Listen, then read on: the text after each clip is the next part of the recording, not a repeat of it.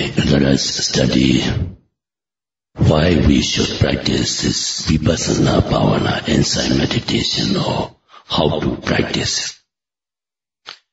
The practice of Vipassana Bhavana or insight meditation is the effort made by the meditator to understand correctly the nature of the psychophysical phenomena taking place in one's own body.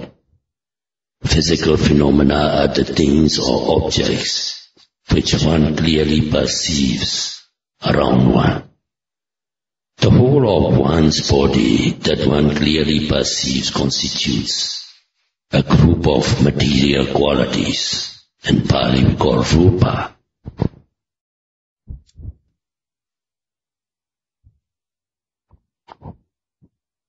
Psychical or mental phenomena are acts of consciousness or awareness, Pali nama. These nama rupas are clearly perceived to be happening whenever they are seen, heard, smelt, tasted, touched, or thought of. We must make ourselves aware of them by observing them and noting thus, seeing, seeing, hearing, hearing, smelling, smelling, tasting, tasting, touching, touching, or thinking, thinking. Every time one sees, hears, smells, tastes, touches, or thinks, one should make a note of the fact. But in the beginning of one's practice, one cannot make a note of every one of these happenings. One should therefore begin with noting those happenings which are conspicuous and easily perceivable. In sitting meditation, with every act of breathing, the abdomen rises and falls, which movement is always evident. This is the material quality known as Y or Dhatu, the element of motion. One should begin by noting this movement, which may be done by the mind intently observing the abdomen. One will find the abdomen rising when one breathes in and falling when one breathes out. The rising should be noted mentally as rising and the falling as falling. If the movement is not evident by just noting it mentally, keep touching the abdomen with the palm of your hand. Do not alter the manner of your breathing. Neither slow it down nor make it faster. Do not breathe too vigorously either. You will tire if you change the manner of your breathing. Breathe steadily as usual and note the rising and falling of the abdomen as they arise. Note it mentally, not verbally. In Vipassana Bhavana or insight meditation, what you name or say doesn't matter. What really matters is to know or perceive. While noting the rising of the abdomen, do so from the beginning to the end of the movement, just as if you are seeing it with your own eyes. Do the same with the falling movement. Note the rising movement in such a way that your awareness of it is concurrent with the movement itself. The movement and the mental awareness of it should coincide in the same way as a stone thrown hits at the target. Similarly with the falling movement. Your mind may wander elsewhere while you are noting the abdominal movement. This must also be noted by mentally saying, wandering, wandering. When this has been noted once or twice, the mind stops wandering. In which case you go back to the main object of noting the rising and falling of the abdomen. If the mind reaches somewhere, Note as reaching. Then go back to the rising and falling of the abdomen. If one imagine meeting somebody in the mind, note as meeting. Then back to the rising and falling. If you imagine meeting and talking to somebody, note as talking. In short, whatever thought or reflection occurs should be noted. If you imagine, note as imagining. If you think, thinking. If you plan, planning. If you perceive, perceiving. If you reflect, reflecting. If you feel happy, happy. If you feel bored, bored. If you feel glad, glad. If you feel disheartened, disheartened. Noting all those acts of consciousness is called Citta-nupassana. Because we fail to note these acts of consciousness, we tend to identify them with a person or individual. We tend to think that it is I who is imagining, thinking, planning, knowing, or perceiving. We think that there is a person who from childhood onwards has been living and thinking. Actually, no such person exists. There are instead only these continuing and successive acts of consciousness. That is why we have to note these acts of consciousness and know them for what they are. That is why we have to note each and every act of consciousness as it arises. When so noted, it tends to disappear. We then go back to noting the rising, falling of the abdomen. When one has sat meditating for some time, sensations of stiffness and heat may arise in your body. These are to be noted carefully too. Similarly with sensations of pain and tiredness. All of these sensations are, in Pali we call dukkha vedana, feeling of unsatisfactoriness. And noting of them is Vedana-nupassana. Failure or omission to note these sensations makes one think, I am stiff, I am feeling hot, I am in pain. I was alright a moment ago. Now I am uneasy with these unpleasant sensations. The identification of these sensations with the ego is mistaken. There is really no I involved, only a succession of one new unpleasant sensation after another. These sensations should be carefully and intently noted, whether they are sensations of stiffness, of heat, or of pain. In the beginning of the yogi's meditational practice, these sensations may tend to increase and lead to a desire to change one's posture. This desire should be noted, after which the yogi should go back to noting the sensations of stiffness, heat, etc. Patience leads to nibbana, as the saying goes.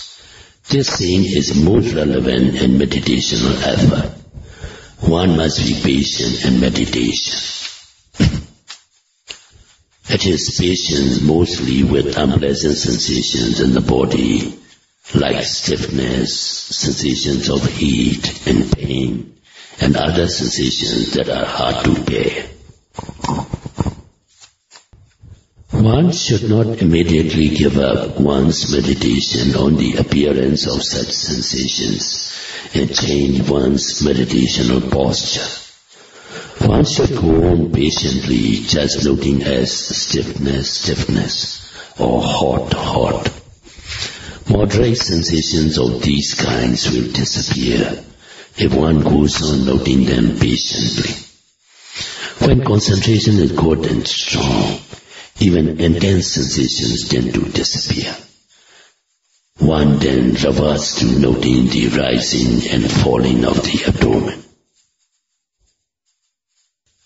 One will of course have to change one's posture if the sensations do not disappear, even after one has noted them for a long time. And if on the other hand they become unbearable, one should then begin noting as wishing to change. If there is no change necessary, then only static rest. Go back to noting the rising and falling of the abdomen. There must be no intermission in between, only contiguity between a preceding act of noting and a succeeding one, between a preceding samadhi, that is a state of concentration, and a succeeding one.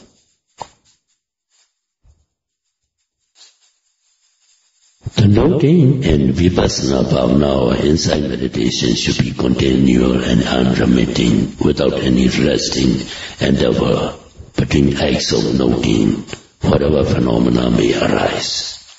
For instance, if a sensation of itchiness intervenes and the yogi desires to scratch because it is hard to bear, both the sensation and the desire to get rid of it should be noted without immediately getting rid of the sensation by scratching.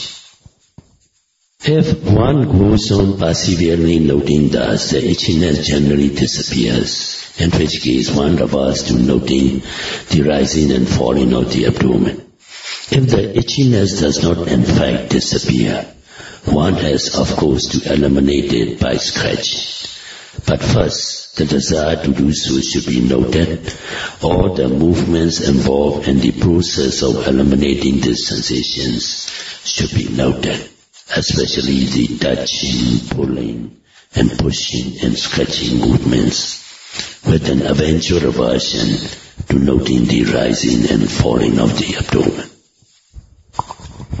Every time one makes a change of posture, one should begin with noting one's intention or desire to make the change, and go on to noting every movement closely. One has to make one's changes of posture gradually and gently. Only then will mindfulness, concentration, and insight be good. Similarly, when one hears or sees while meditating, yogi's concern is only to note what one sees or hears, as one note as he's seen, or hearing, merely just noting carefully. When rising from the sitting posture, one should do so gradually, noting as rising. When straightening up and standing, note as standing, or standing and touching. When one begins walking meditation, first note the intention to walk and then walk. And then walking, one can note the steps. First, one face noting whether right step or left step. Then when one becomes well seasoned with that practice, then one can make two noting as raising of the foot and putting down. Then raising of the foot, moving forward and putting down. This is the manner of noting when one do walking meditation. For lying down meditation, when the desire to lie down arises, note it in the movements of the body as one slowly prepares to lie down. All these movements should be noted. To note as one lie down thus is important.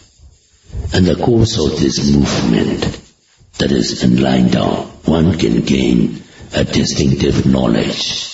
That is mega jnana and phala jnana, the knowledge of the path and its fruition. When samadhi or concentration in jnana or insight are strong, the distinctive knowledge can come at any moment. It can come in a single bend of the arm or in a single stretch of the arm. Thus it was that the Venerable Ananda became an arhat. The Venerable Ananda was trying strenuously to attain arhatship overnight on the eve of this, the first Buddhist council. He was practicing the whole night the form of Vipassana Bhavana insight meditation known as Kayagata Sati, noting his steps right and left, raising and putting down, or raising, pushing forward and putting down, noting happening by happening, the mental desire to walk and the physical movement involved in the walking.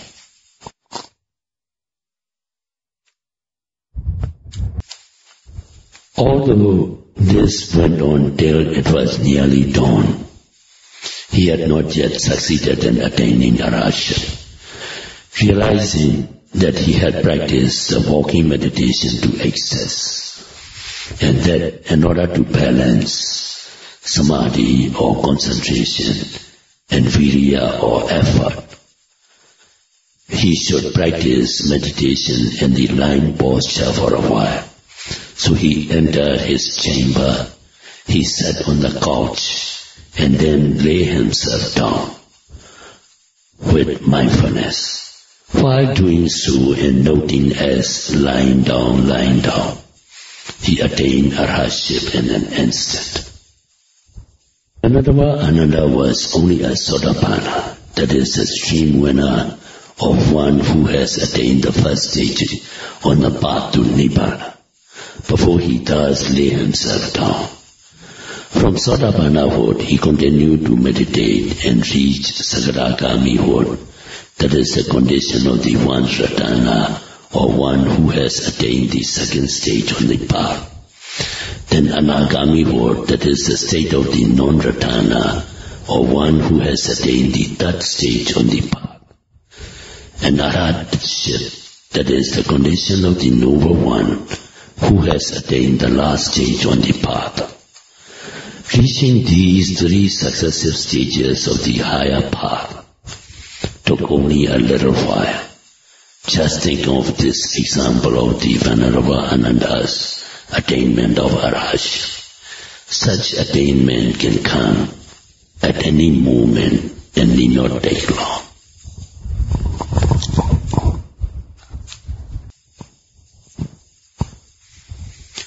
When it is time for sleep, one should meditate in the lying position before falling asleep, noting either the rising, falling of the abdomen or lying, touching of the body on the bed. Touching is the whole body touching the bed, so one can choose any point like head touching the pillow or the buttock touching the bed, and note lying, touching, or note rising, falling of the abdomen.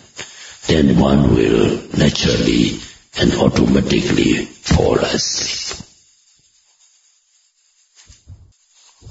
When the yogi awakens, one should at once resume noting.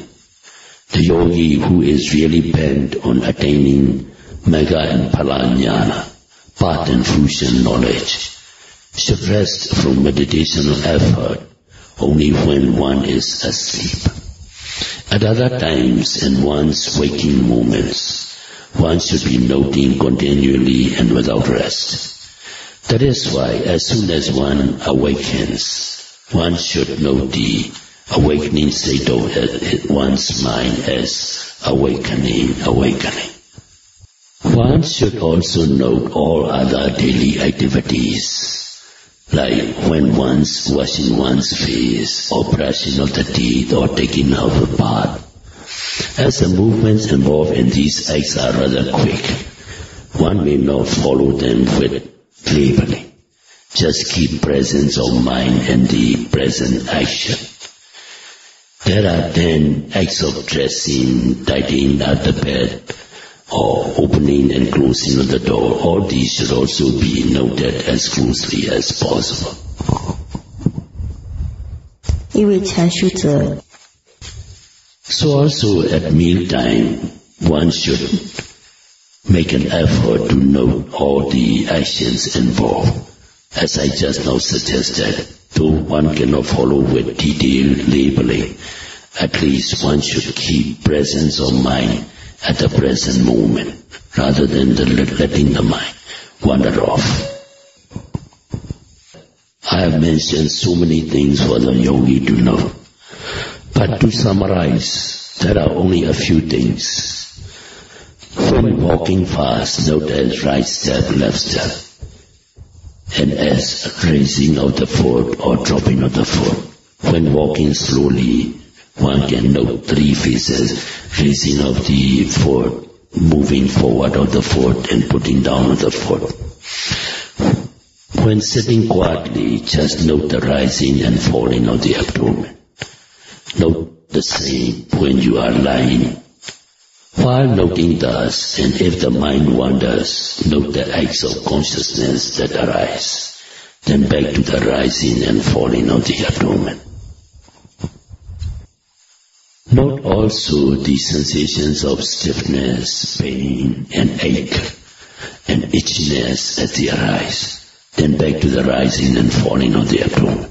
Note also as they arise the bending and stretching and moving of the limbs, bending and raising of the head, swaying and straightening of the body, then back to the rising and falling of the abdomen. As a yogi goes on noting thus, one will be able to note more and more of these happenings. At the beginning, as one's mind wanders here and there, the yogi may miss noting many things, but one should not be disheartened.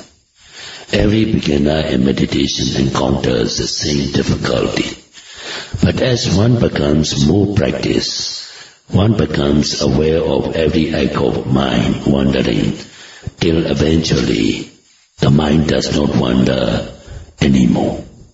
The mind is then riveted on the object of its attention.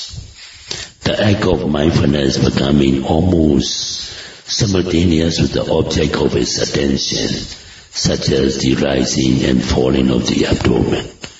In other words, the rising of the abdomen becomes concurrent with the act of noting it, and similarly with the falling of the abdomen.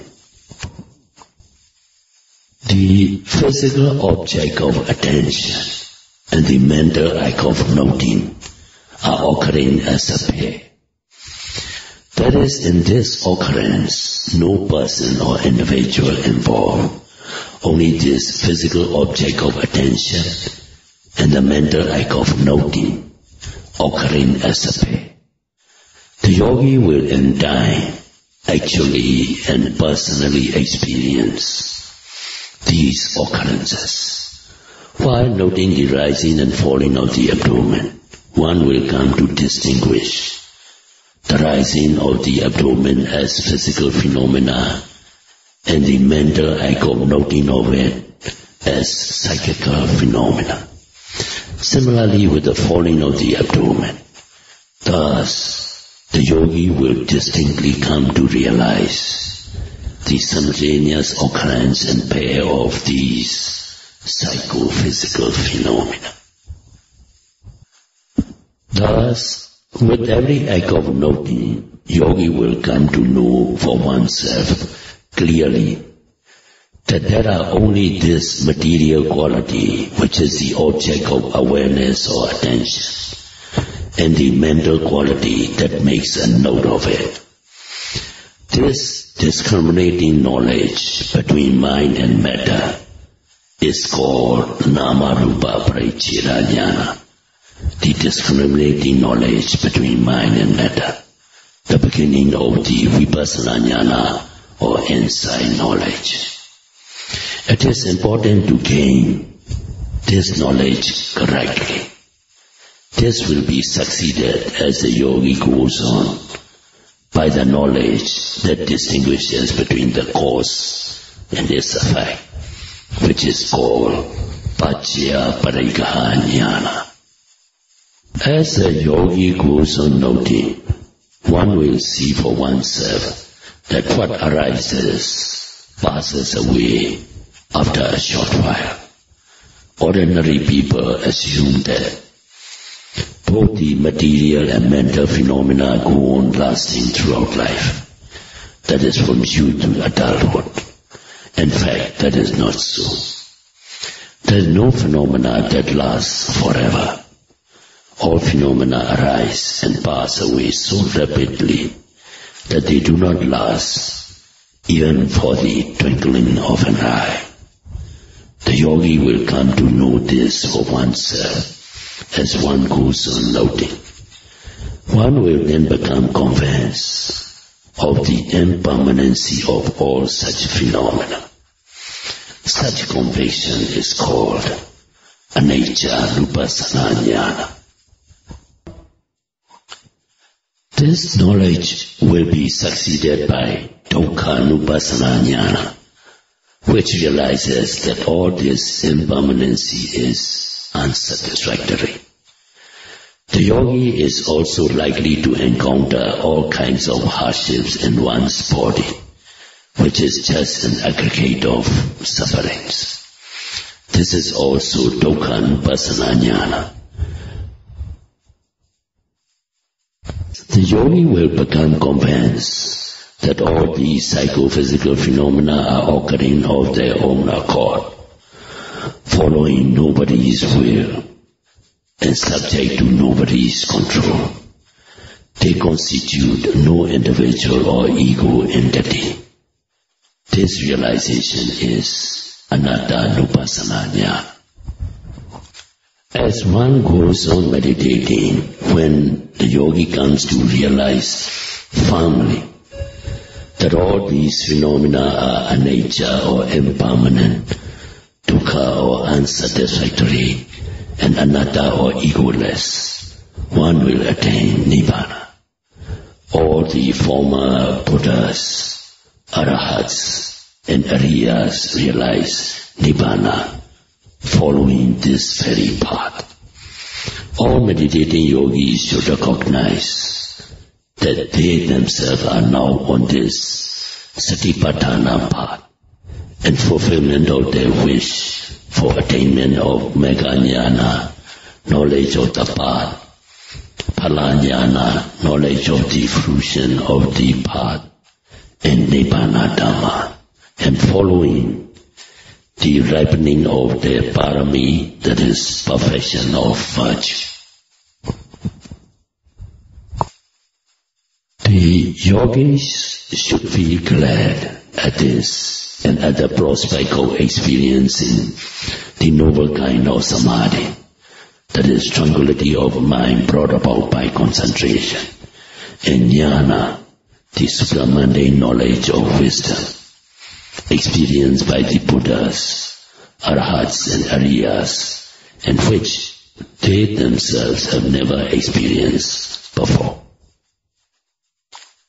It will not be long before they will experience for themselves the mega jnana, phala jnana, path knowledge and fruition knowledge, and nibbana dhamma, experienced by the Buddhas, Arahats and Ariyas. As a matter of fact, these may be experienced in the space of a month or of 20 or 15 days of one's meditational practice. Those whose parami is exceptional may experience these dhammas even within 7 days. The yogi should therefore rest content in the faith that one will attain these dhammas in the time specified just now, that one will be free of sakaya deity, ego belief, and vicikiccha, the skeptical doubt, and safe from the danger of rebirth and the 4 lower realms of woeful states. One should go on with this meditational practice in this faith. To conclude the talk for today, I wish may you all be able to practice meditation well and quickly attain that nibbana which the Buddhas, Arahats and Ariyas have experienced. Sadhu, sadhu, sadhu. Idame punya. Idame punya. Nibbanasa. Tanasa Pacayo Pacayo Hotu Hotu Idame Punya Idame Punya Yatinang Hotu Yatina Hotu Sukita Hontu Nyatayo Sukita Hontu Nyatayo Imano Imano Punya Bagan Punya Bagan Sabasatana Sabasatana Dima